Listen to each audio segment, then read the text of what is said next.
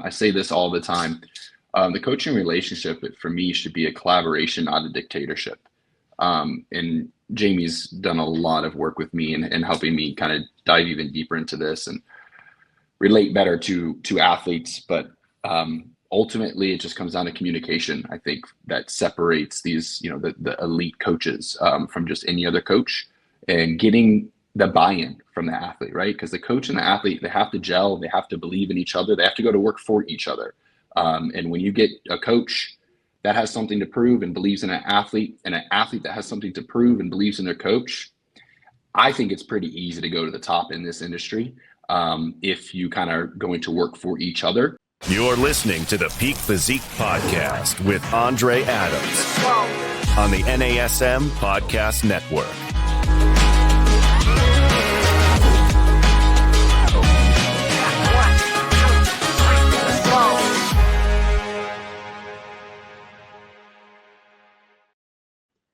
Hey guys, welcome back to another exciting episode of the NASM Peak Physique Podcast.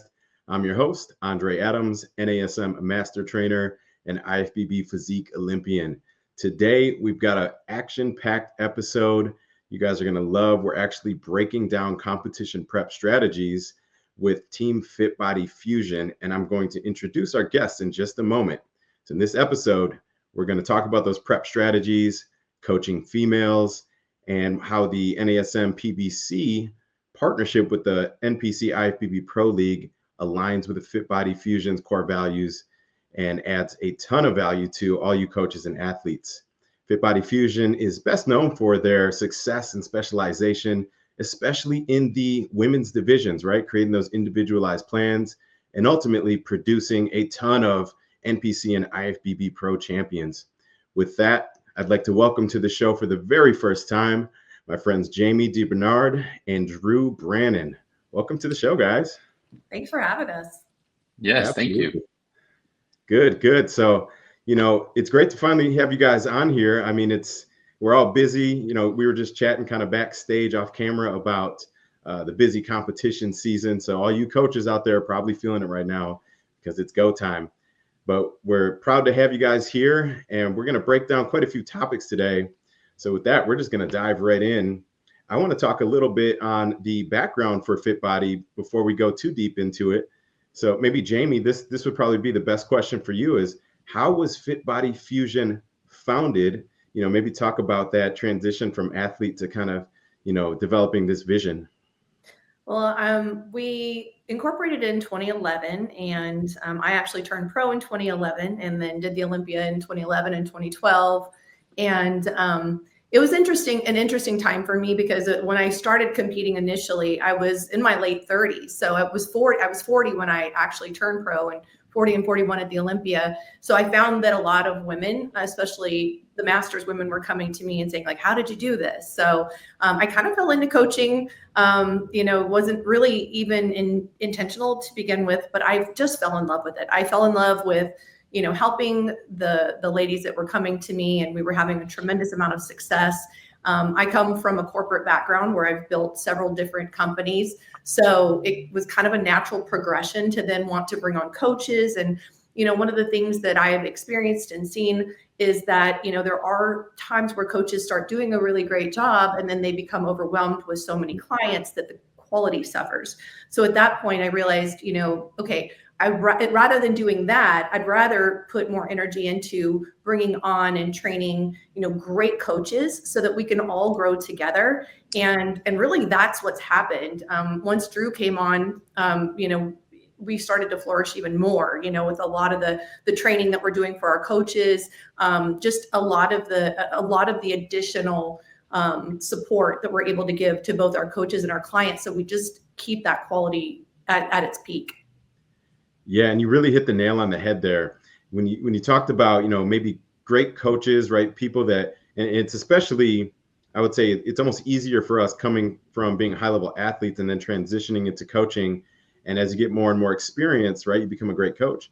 But like you said, one of the common mistakes is that coaches just take on way too many athletes. It's like a blessing and a curse where we get so busy that it's really hard to give your full attention to, those athletes on the team. So one of the things in any successful business for you guys that do have a business background is going to be repeatability, sustainability, and then ultimately scalability, right? So that's where bringing on additional coaches. And Drew, I know that, you know, you're working with a lot of the team on education and just that continuous improvement mindset. But that's great. That I think more coaches need to hear that, because that's like the sticking point that I see is coaches get to a certain level and they either stay at that level or they burn themselves out. And it's a very small percentage that can grow and flourish the way that you guys have. Yeah, I mean, I feel really blessed that we've got such a good, solid group of coaches that support each other. That's the other thing, you know, that Drew and I talk about a lot, is that, you know, everybody's got their areas that they are stronger in and specialize in. So we do, you know, weekly educational calls, office hours, things like that, where people can come on and either ask about questions about their own clients, or, you know, or Drew will be putting on different types of education. But the great thing is that, you know, each of our coaches will bring their specialties in. So if somebody gets stuck in a certain area with a client, then they've got all these resources and collaboration to help them like get that client over that hump. Because we know there's like, you know, our favorite answer to every question, it depends. You know, there's so many variables we all deal with as coaches. So, you know, having this resource, you know, group of people as resource, how have you handled this kind of situation, whether it be on the mental side of things, the training side of things, you know, hormones, it could, I mean, it really runs the whole gamut. Mm-hmm. Yeah. Drew, anything you want to add to that? Yeah, no, what something I really wanted to, you know, bring up is the infrastructure within our admin side of the team. You know, we have a bunch of amazing coaches on our team, but the admin side makes it easy for us coaches to be coaches and coach at the highest level every single week. And I think that's something that our team has a huge advantage of. You know, there's a whole, like I said, admin, you know, team that keeps us moving, helps us with account setups with new athletes and the application process and consultation calls and all that stuff. So I just think that's a huge part within our organization that also takes the burden off coaches, because you know, a lot of coaches, like you said, they climb the ranks and they build a roster, but now how do we manage that, right? How do we manage our travel schedule? And Jami can only be in one show, you know, on a weekend, you know, so there's times where we'll split up and, you know, I'll go to Girl Power in a couple of weeks and she'll go to Wasatch. And we've built a great system to help, you know, continue to learn and evolve and I think move at a pace quicker than most teams are able to, not only from the coaching, but the administrative side of things as well. Yeah, and that's really important, right? When you can definitely build and develop that team, that's going to help also relieve some pressure off of you guys and allow you to continue to grow. But like you said, it's really the hive mind. That's the big benefit. I mean, everyone's got things that they know, right? If we look at NASM, for example, we really stand on those 3 pillars of evidence-based research, which is the latest and greatest scientific data and research. We've got the coach's experience, right? That's the application-based. And then we've got the physique outcomes or the client outcomes.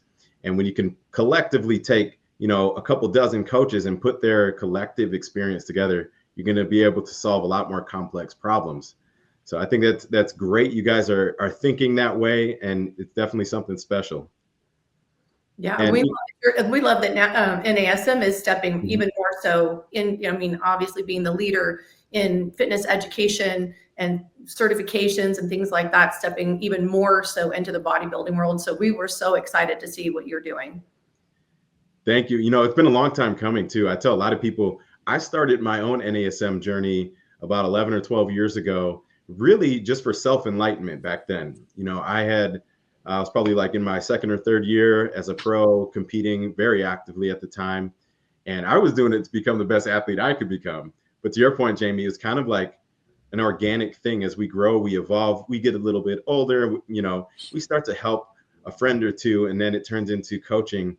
And, you know, it's beautiful now. I wish back then when we started out that we had these kind of tools and resources. Like, could you imagine just being able to just go on and sign up for, you know, PBC, right? It's the physique and bodybuilding coach course. Like, that didn't exist back then. So that's beautiful to see the growth. And we're going to definitely hit a little bit harder on that, because I want to know how that aligns with some of the core values for Fit Body. One other thing that kind of came up in my head as we were talking is when we're building those teams and developing those teams, because this is one issue that even myself I'll run into. occasionally is finding people that align with your core values, right? That continuous improvement, the kind of, the athlete first mindset.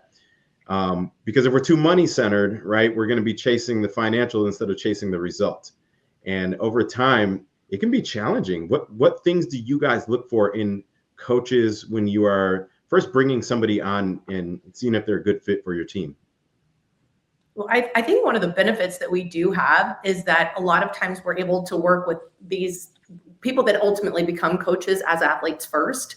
So we really get to see, how do they interact with each other? How do, are they showing up, and a lot of times, Drew and I both coach a lot of coaches, and so a lot of times they'll let us know, hey, we're interested in, becoming a fit body fusion coach. And at that point, we have some really good sense of who they are, what their background is, what kind of results they've been getting for their clients, how we see them showing up for their clients, how interested are they in continuing education and continuing to learn and grow. So I think it gives us a big advantage, in that, it's not not often someone we're bringing in cold that we have no experience with. Yeah, no, that makes a lot of sense. And it's kind of like the feeling out process. And like you said, you get a good read on their core values and, where their kind of paradigm is centered in helping people. Even as a gym owner and a nutrition store owner, to your point, I think a lot of our more successful long-term employees or staff actually started as either members or customers. And same thing, you can just see the ones that naturally want to help people. So that's good. What things do you think when we're talking coaching, what separates maybe, let's say, a good coach from a great coach in our sport, right? We've got a lot of pretty good coaches, but like you said, maybe some are specialized in coaching females, some are specialized in getting people shredded. What things do you guys feel separate the good from the great? I think the big thing for me that comes to mind, Andre, is like a no ego, right? A team player. It's I say this all the time. The coaching relationship for me should be a collaboration, not a dictatorship. And Jami's done a lot of work with me and helping me kind of dive even deeper into this and relate better to athletes. But ultimately, it just comes down to communication. I think that separates these, the elite coaches from just any other coach, and getting the buy-in from the athlete, right? Because the coach and the athlete, they have to gel, they have to believe in each other, they have to go to work for each other. And when you get a coach that has something to prove and believes in an athlete, and an athlete that has something to prove and believes in their coach, I think it's pretty easy to go to the top in this industry if you kind of are going to work for each other instead of just, looking for the person, the other person in the relationship to kind of be the one to guide it, if that makes sense. Yeah. Absolutely. That makes perfect sense to me. And, I think to your point, Drew, there's really nothing you can't do, but it does come down to really having like good, open, transparent coach-client communication, right? Also having, that kind of safe place, right? Where people feel safe sharing maybe things they're going through or asking a question about, hey, coach, I don't understand this. Can you explain it to me? And I think a lot of coaches tend to feel like personally attacked if their, clients ask a question and they don't feel safe really being transparent with their coaches. So that's great. Jami, anything you want to add to that?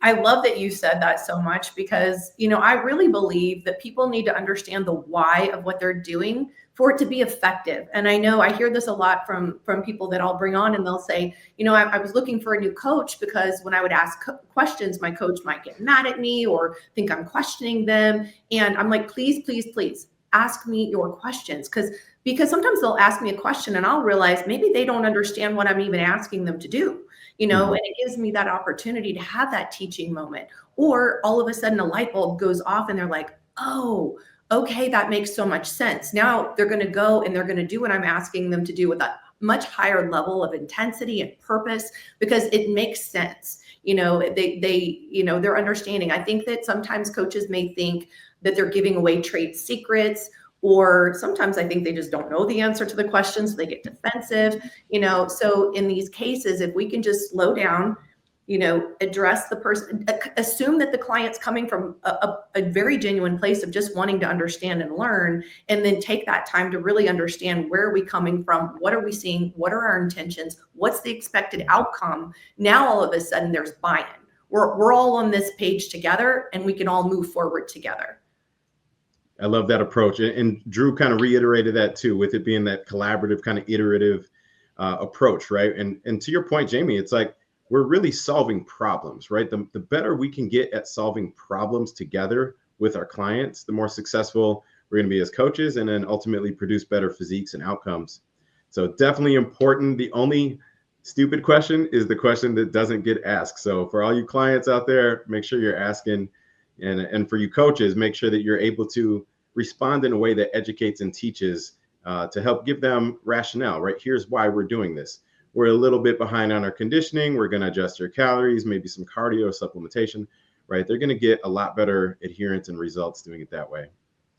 Guys, if you are just joining us, welcome back to the NASM Peak Physique Podcast. We've got a special episode today featuring our guests from Team Fit Body Fusion with Jami, DeBernard, and Drew Brannon.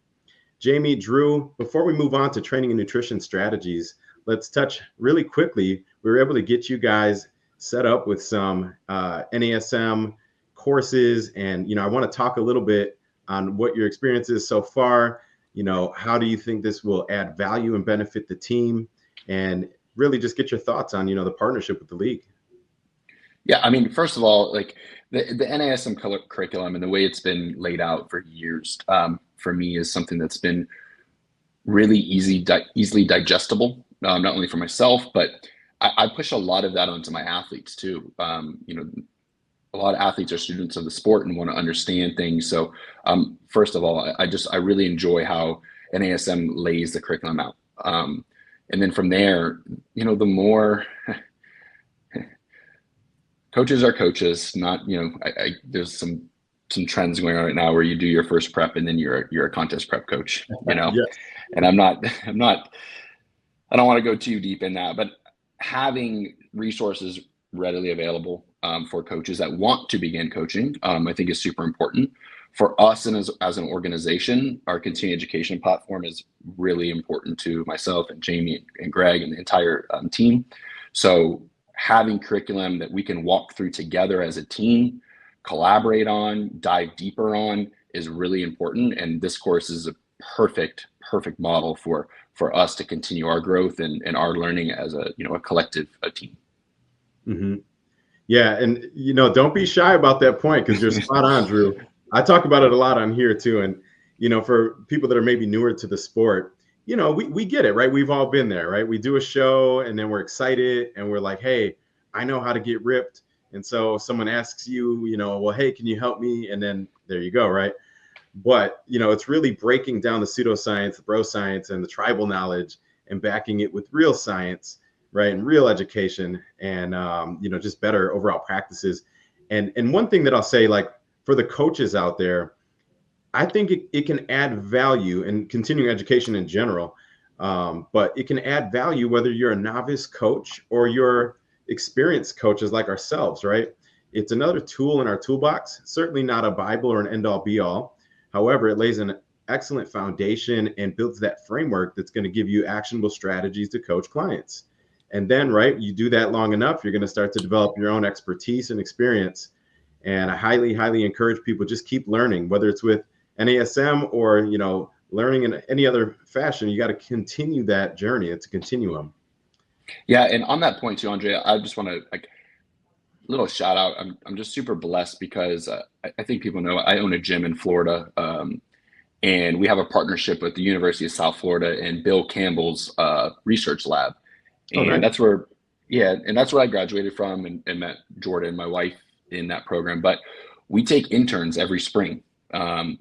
And I really love that we get to challenge the interns and not only, help them bridge the gap between, what's being taught in, in the undergrad program within the exercise science, but then fill the gap in what we're doing hands-on in person. But they bring us a ton of studies. I'm going to travel 36 or 38 weeks this year for shows.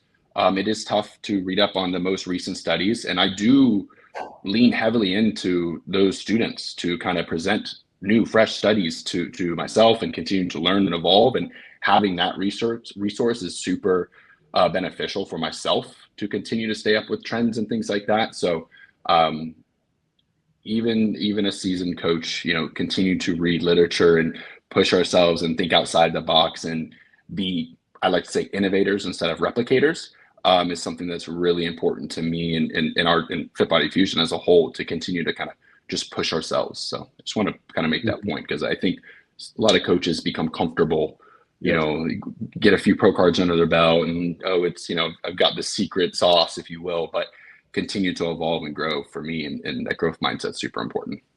Yeah, and I agree. I mean, that one of the things that, it is absolutely one of our core values, and one of the reasons why Drew and I connected so much, because we're always challenging ourselves to be better, to learn something. There's always something new to learn. So no matter how successful you are in any type of endeavor, there's always something more to learn.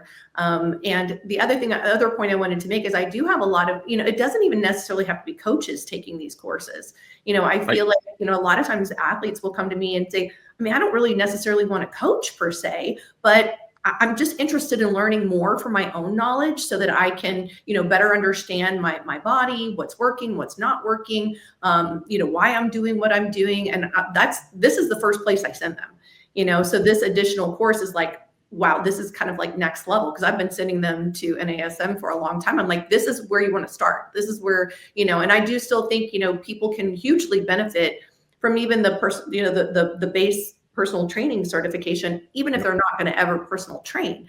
They get to learn so many things that are going to be applicable to themselves. And it's just those light bulb moments of, oh, this is why I'm doing this, or, oh, okay, I understand this just a little bit better. All of those things make the athlete better. So, obviously these things make a lot of sense for coaches, but, even athletes that don't even plan on coaching. Right. Yeah. You got to make time to sharpen the saw, right? If we're not sharpening the saw, eventually we're going to fade. And I like that mindset, because again, you can be the best coach on the planet today. And if you stop learning, trust me, within just a couple of years, you'll be antiquated, right? There's newer data, there's newer research. Just recently we had one of my good friends who actually was the lead SME on this course, which is Dr. Guillermo Escalante.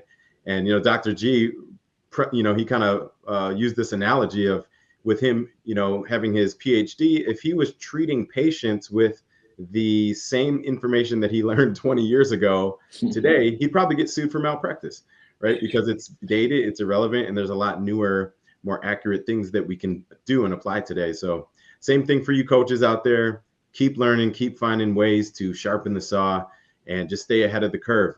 So this is a good opportunity to definitely stay ahead of that learning curve. With that, we're going to dive into some training and nutrition strategies. So these will be some kind of quick fire, fun questions for us to chop it up on. The first one I've got on my list today, and Jami, I'm going to start with you. What are some of the biggest training mistakes you see in bikini athletes today? I'm going to toss this one to Drew, because okay. He and I have been working on this for a really long time. We started out, how long ago, Drew, starting doing the assessments? About a little over a year and 3 months. Yeah. So we started having, because I'm coaching a lot of, pro athletes, Olympians, that kind of thing. And, Drew and I started working on this and talking about this, and we're just going, there's certain things that we're just not seeing the kind of progress we want to see. So we started offering these assessments so that we could, bring the people in, see what was going on with them. And he really has identified, some areas that have been kind of consistent across the board. We've evolved tremendously in this past year. I can't even begin to express the difference in the results we're getting because of doing these assessments and what we've learned. So whether or not we're seeing someone in person or not, we're applying these things. But Drew, I'm going to throw this one to you and let you talk about what we found. Yeah. So in a general overview, what I'm seeing here in these assessments is not efficient movement patterns. And what I mean by that is like a lot of core compensation. Athletes are trying to ego lift, if you will, instead of truly walking into that gym and, connecting with the movement in efficient patterns. And I'm also going to say some things here. We have a book of data, and within that data, we have found what is optimal for a bikini athlete. Now, it's our job to bridge what's optimal from a, let's say, force production standpoint and how that aligns or does not align within the given bikini standard. So, there's a lot of people that are really good at building glutes, building legs, building whatever it might be, but I see it at an expense of something else. We look at how we can shape the body into the standard first and then develop it from there. Really focusing on bringing down the midsection, getting the waistline as tight as possible. Bodybuilding is nothing but a bunch of illusions at the end of the day, right? So if we can bring a waistline down by 2 inches and bring the glutes up by 1, that's a net of 3 inches that we see within that illusion in that shape in that, let's say, front pose, for example. So that's something we're really being mindful of with exercise selection, how much we're axial loading an athlete versus not. And then picking movement and then designing bias within that movement pattern to complement their physique within the standard. So an example, I just wrapped up with an assessment this morning. Young pro, gosh, she has so much potential, and we just really need some tie-in depth with her to be successful here in her first rookie season. And I was able to work with some movement patterns with her that focus more hamstring and tie-in focus than necessarily maybe upper glute focus. Teaching that athlete the difference between how we can hinge with an upper glute focus versus a hamstring or tie-in focus is something that we're spending a lot of time on. Then we don't have to reteach and design a whole new block of exercises because we can just shift the bias of that given pattern. I think when you look at, I know within the pro league and week to week to week, and we get feedback, and having exercises in that we can pivot the bias is what's helping us continue to have the most Olympians each year on stage, the most number of pro cards each year within our organization. I think because we don't have to rip apart a training block and just go from ground zero to something fresh. We can just shift the bias of this pattern and see the desired results. Got it. A couple of things I'll add to that too is that, one of the things that we see is some of the issues that are created by the posing. So, whether it be they're only posing on one side and always twisting one direction, or they're so used to pelvic tilting that then when they're carrying that into their training. So some of what we're doing too is breaking these bad habits, making sure that they're equally stretching both ways, that they're making sure to tuck in that pelvis, keep that spine aligned when they're training. So I know that's been a big thing. The other thing is just getting people out of that mindset of I need a new workout every 3 weeks or 4 weeks or every 6 weeks. Like, especially in the bodybuilding world, that's great. If you're a lifestyle person and you just want variety and, just kind of keep things interesting and fun in the gym, that's totally fine. But we're talking about a very specific look that we're going for stage, where these workouts need to be very specific. That means sometimes they're going to be very boring. And especially when we're dealing with some of these higher level athletes that have a high level of development already. And we talk about we're going in with a scalpel, not a sledgehammer. We're not just wanting to put muscle everywhere anymore. We're going, okay, we got a little bit too much, rear delt, but not enough, front delt. We need just a little bit, like Drew's saying, the athlete we have here she's from Italy. Beautiful young lady, beautiful upper glute, which of course a lot of people struggle with, but she needs that little bit more density, in the lower and the tie-in area. So being very specific and very intentional, again, this means sometimes it's going to be boring. I mean, we don't think it's boring. To some people, they think, okay, let's use the word repetitive. Because we need to train for the need, not necessarily just for variety or to keep us interested when we're in the gym.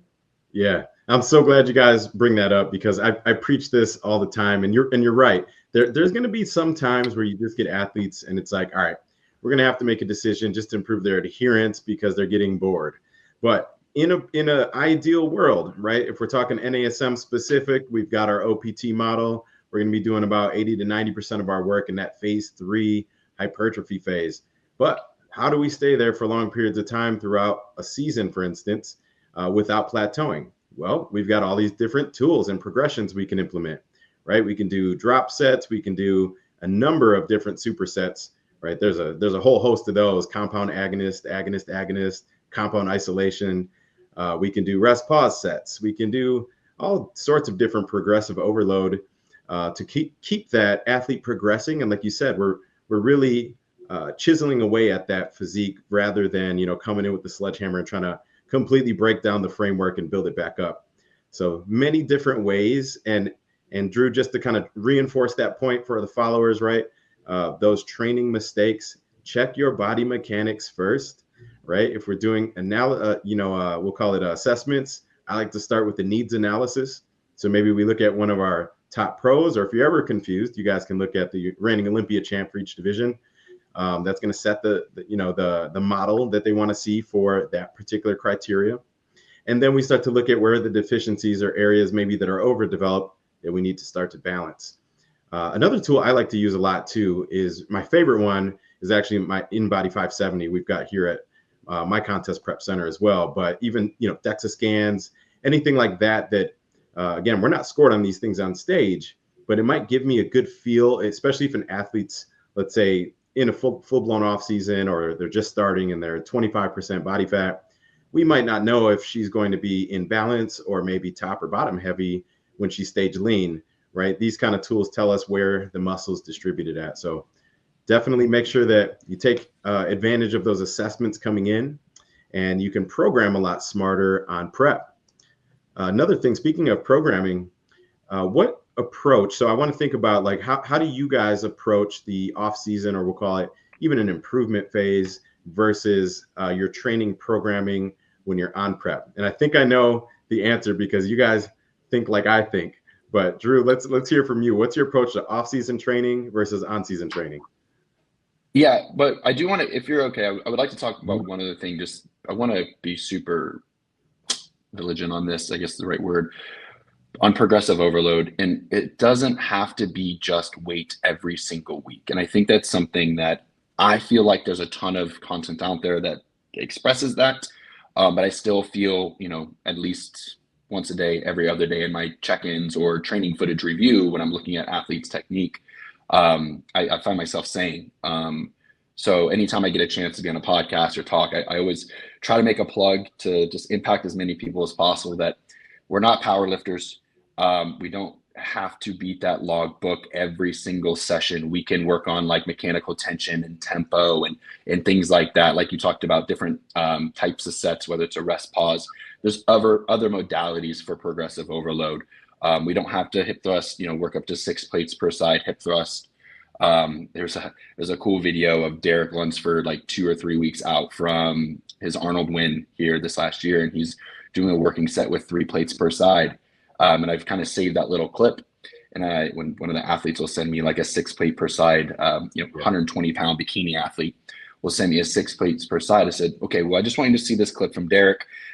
He is not 120 pounds. He is not a bikini athlete. He is a men's open bodybuilder at, 246 or whatever he stepped on stage at. He's working at 3 plates per side. So like I said, I just wanted to get that out there because I feel like if it's something I'm telling my athletes pretty regularly, it's something I should just take an opportunity to kind of present and obviously get your opinion on as well. I'm assuming we're alike of that.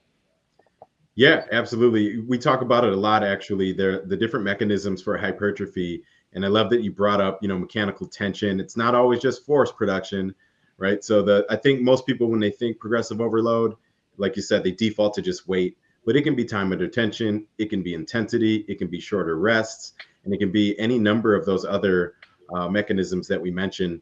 I actually try to target for some individuals the metabolic stress, which is really a secondary driver to hypertrophy, right? But if we can build up enough lactic acid and some of those type of things, we can also achieve hypertrophy and muscle growth without necessarily giving like super heavy weight, but still giving enough stimulus to promote growth and conditioning. So definitely more than one way to skin a cat, and your older body will thank you. So I can't, preach it enough. When I was younger, we're all guilty of it, right? When we first start out, it's exciting. You're like, wow, I'm getting so much stronger, and let me see what I can do here. Or you see someone else in the gym that's moving more weight than you, and you're like, wait a minute, I can do that weight. So we're not saying don't push yourself, but what we are saying is keep it reasonable and don't just always rely on weight, right? There's other ways to achieve hypertrophy. Yeah. Okay, sorry. So now back to what you're asking. So off season versus in season.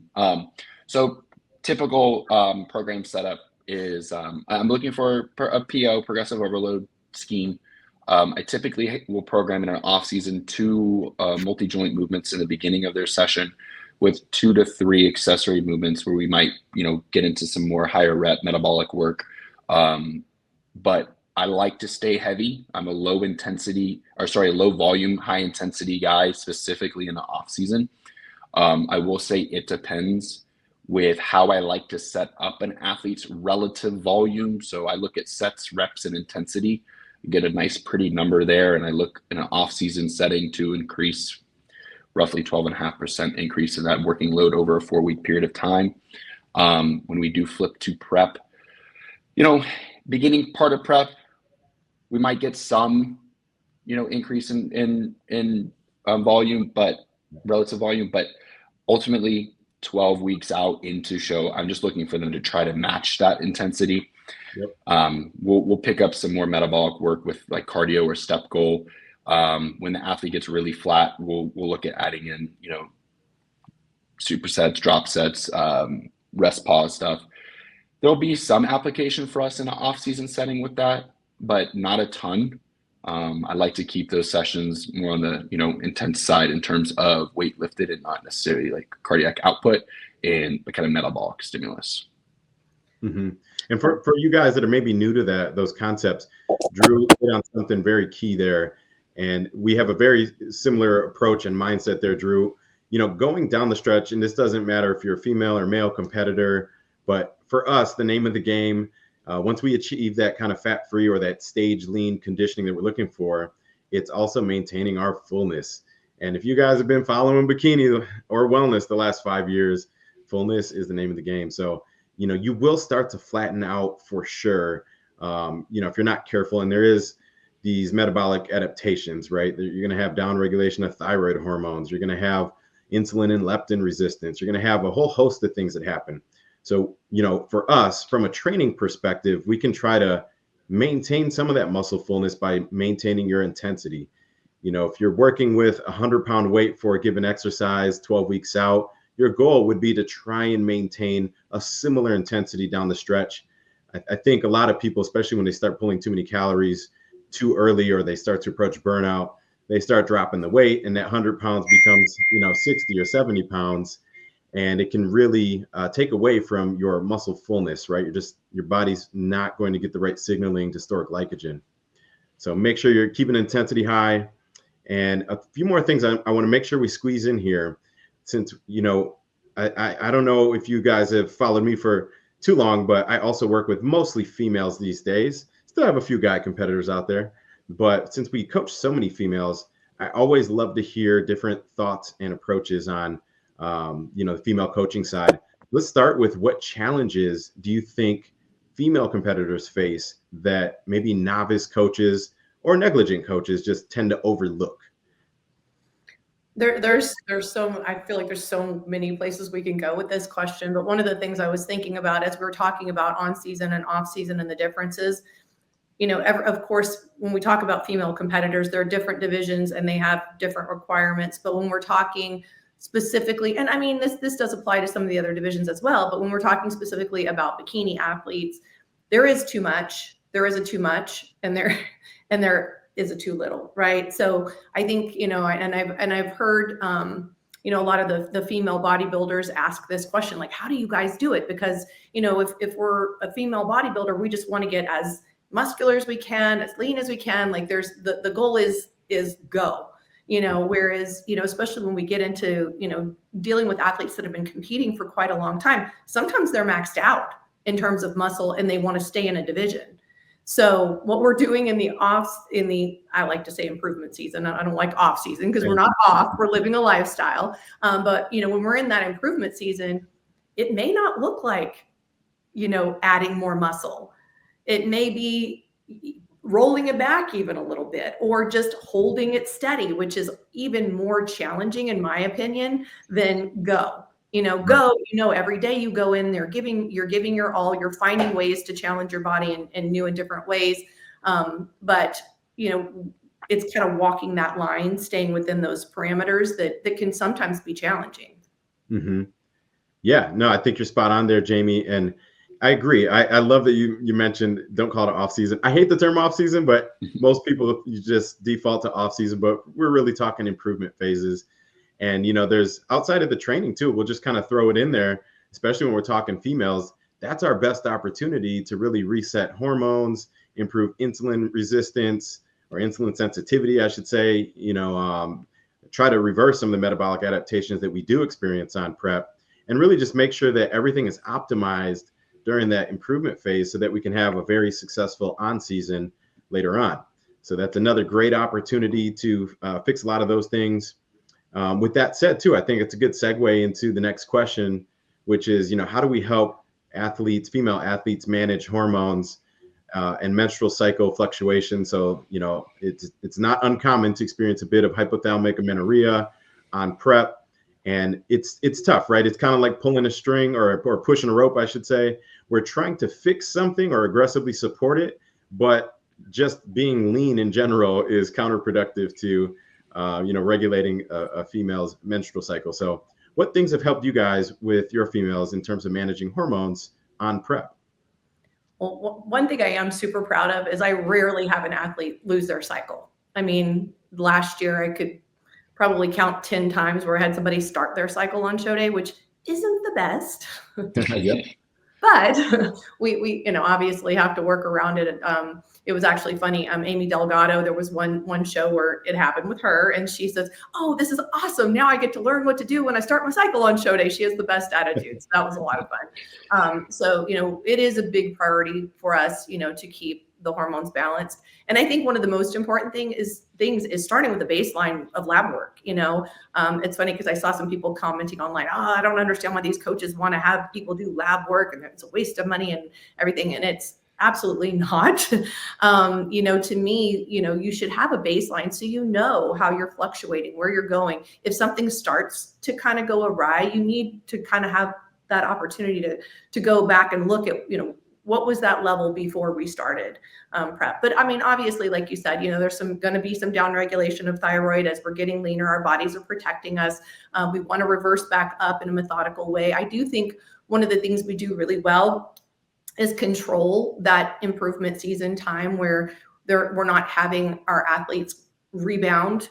I do think that's where a lot of the issues come from is, the feast or famine mentality. And they're either like dieting super hard, doing a ton of cardio, or they're just going buck nutty and just eating everything in sight and, not training or not doing their cardio. It's like, it's to me, and I'll speak from my own personal experience, because back when I was competing, that was pretty common. That was kind of how we did it. My very first coach, the way he did it is we were super strict all week, and then we had a 45-minute window where we could eat whatever we wanted.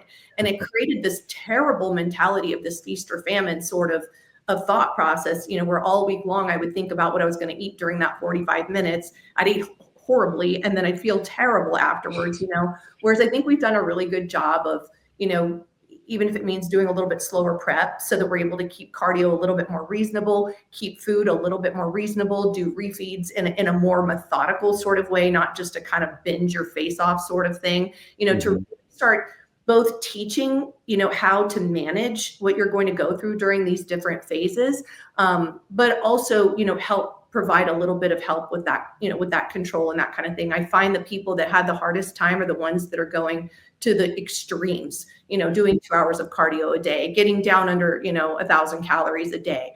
I mean, if you've got to do that, then you're picking the wrong show. There's plenty of shows. If you've got to push yourself that hard, the rebound is going to be a nightmare. The hormones are going to be completely out of whack. Of course, you're going to lose your menstrual cycle in this kind of situation.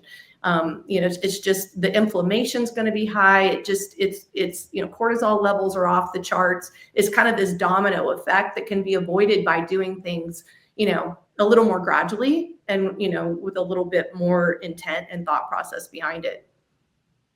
Exactly. And too, Jami, something you've helped me with from when I first came on was, most of our athletes are on, we're macro tracking. So they're not on hardcore meal plans where, before when I was coaching independently before Fit Body, I was a huge just macro or meal plan coach. And I've learned how to get better adherence and, longer term success managing that athlete with a macro based approach. Does it take a little bit more work up front with a coach and an athlete to kind of explain that and help the athlete navigate the tracking apps and things like that? Yes, absolutely. But I do think in the end, the result is, I don't think, I know the end is way more beneficial than the initial downswing of time invested with that athlete. They're not on chicken, rice, and asparagus for the last 12 weeks. And then, like James says, they go buck nutty post show, and now we're up 30 pounds in 10 weeks. So, or in 3 weeks, that doesn't really happen. So that's one thing that I think we do very well with in managing our athletes' physical and mental health when it comes to food and the dieting process, but also spending the time in the off season. And I think a lot of athletes, they get excited, they sign up for a show, and then they hire a coach. It's not what I would advise. I think, most of my girls, my bikinis, are eating over 3K calories in their off season. And I rarely have to get them under like 1,700 in prep to get them stage lean. So if you do the time and really work on building the metabolism in the off season, getting training and cardio in a great spot to start prep, it makes prep way more manageable and more fun.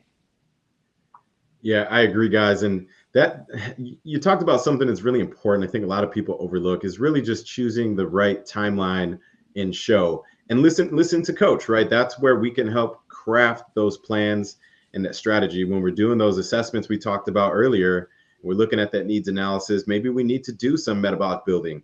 Maybe we need to do a little bit of balancing and proportions in the physique before we start our cut. So, really just picking a show that aligns with your time frame so that we don't have to go to those extremes. And Drew, you touched on something there. I know we're running a little short on time, so I want to make sure we squeeze this in, because you talked about the emotional aspect of it. And anyone that's ever gone through a competition prep definitely knows how mentally taxing that can be. So one thing I like to talk about is creating behavior change, daily habits that we can encourage. And with that said, right, what things do you guys employ that maybe help your athletes maintain a healthy mindset through the season and keep, stay motivating and get them to continue to adhere? This is really about, and I love that Drew talked about this, because a lot of times when people will come in initially, especially if they've never competed before, this is truly a lifestyle. And what that means is you've got to start building habits. You've got to start building really good habits. And I think going from 0 to 100, it's really difficult to change your whole entire life and your whole entire habit. So, if I've got somebody, and I have an athlete who wants to compete, she's actually, kind of more of she started out as more as a transformation, over 200 pounds. We've set goals along the way. And part of those goals are not just, weight loss or muscle building, but they're mindset goals, whether it be journaling, whether it be, finding new ways to, handle social situations, handle travel. We have a lot of athletes that maybe travel for work, those kinds of things. So we've got to find ways to put, processes in place so that way they're able to handle situations as they come up. A lot of times it's emotional things, family comes around and they're like, well, why can't you eat this? Why can't you eat that? So, really giving them tools to handle all the different situations. And it's different for each person, what they're butting up against to get over that. But without those habits in place, without that foundation, it's going to be a mess. You might get through a prep, you might even do well at a show, but it's going to fall apart completely afterwards, because there's no baseline. There's no sense of, I've got these processes in place. I've got these habits. I'm able to handle things as they come up. Right. And that's great that we talked on processes, because, as cliche as it sounds, right? Trust the process or fall in love with the process. But really what we're trying to say to you guys is create process-oriented goals, right? I think too many people come in with outcome-based goals. They want first place. They want to get their pro card. And it's like, those are all great goals. However, let's break those down a little further and talk about the behavior change it's going to take to achieve the process at 90 to 100% every single week. So that's the same mindset that we like to, advise through NASM. And then, with the coach, obviously we're here to help guide them. And maybe we have to pivot or try a little bit different strategy to get them to adhere to that process. So excellent stuff. Guys, we're just about out of time here, but before we wrap, I want to make sure that our followers know where they can find you guys. So Jami, let's start with you. Where can they find you on social media? If you guys have YouTube? Well, I mean, obviously our website, fitbodyfusion.com. So if people are interested in coaching, they can come and fill out a consultation form. I'm Jami DeBernard on all my platforms. So it's easy. It's JamiDeBernard. So no E on Jami. And we do have a podcast as well. So check out the Fit Body Lifestyle podcast. We're on pretty much all streaming platforms. Awesome. And Drew, how about yourself? Yeah, so same thing with the Fit Body Fusion website. You could find a consultation form in there and reach out about coaching and questions or anything like that. And then Instagram, it is Drew Brannon 08, the 08, DREW, BRANNON 08. And I'm on a lot of the Fit Body Fusion Lifestyle podcasts as well. I think it's a great tool that we have within our organization to help member or athletes and then like-minded people that would just want to live the active and healthy lifestyle. So it's very synergistic with what we strive to put out there and build within the community. All right, well, you guys heard it here. You know how to find the team, and I'm sure you guys know how to find myself by now. On Instagram, it's just AndreAdams_official. You guys can always reach out via email at trainingbydre@gmail.com. And either of my websites, AndreAdamsOfficial.com or TeamAdamsPrep.com. And I encourage you guys, drop some comments on this episode. If you've got additional questions, feel free to email, and we'd love to engage with you guys. Thank you all so much for joining in. Drew and Jami, thank you for taking time out of your day. And we will see you guys next time on the Peak Physique Podcast.